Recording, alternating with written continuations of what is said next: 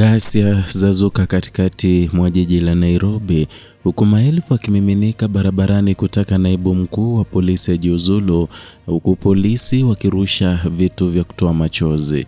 Hujambo na karibu kwa taarifa zetu za Kenyascope, na kumbuka kusubscribe.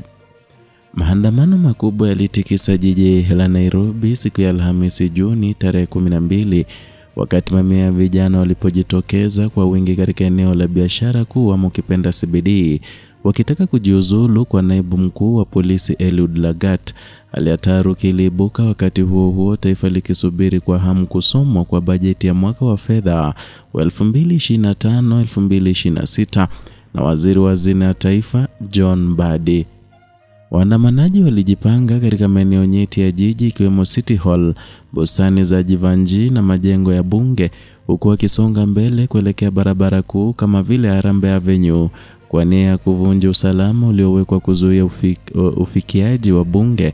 Kisa hiki kilionekana kama jaribio la kuingilia shughuli rasmi za serikali katika siku ambayo ina umuhimu mkubwa wa kifedha na kisera kwa taifa.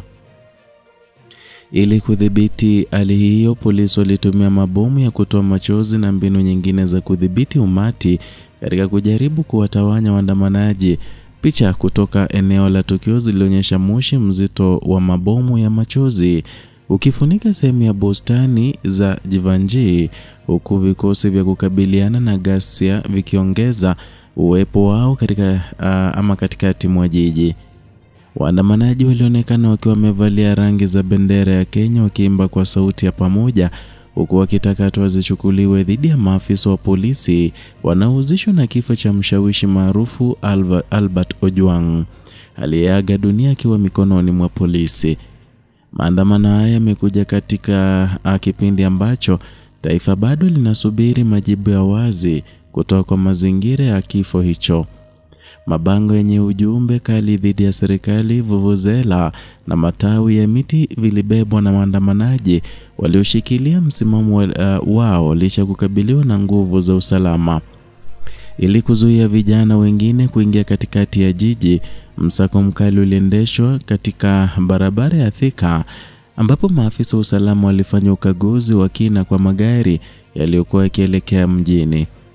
Wakati wa kuchapishwa kwa taarifa hii ama video hii, polisi wa kawaida pamoja na vikosi maalum vya kukabiliana na ghasia walikuwa wameweka kambi katika maeneo mbalimbali ya jiji, wakihakikisha kuwa maandamano hayavurugi shughuli ya kuwasilisha bajeti kutoka hazina ya taifa hadi bunge. Hata hivyo, vijana waliendelea na maandamano yao wakizunguka kwenye mitaa ya jiji kwa kupinga kirefu licha ya hali ya ukandamizaji.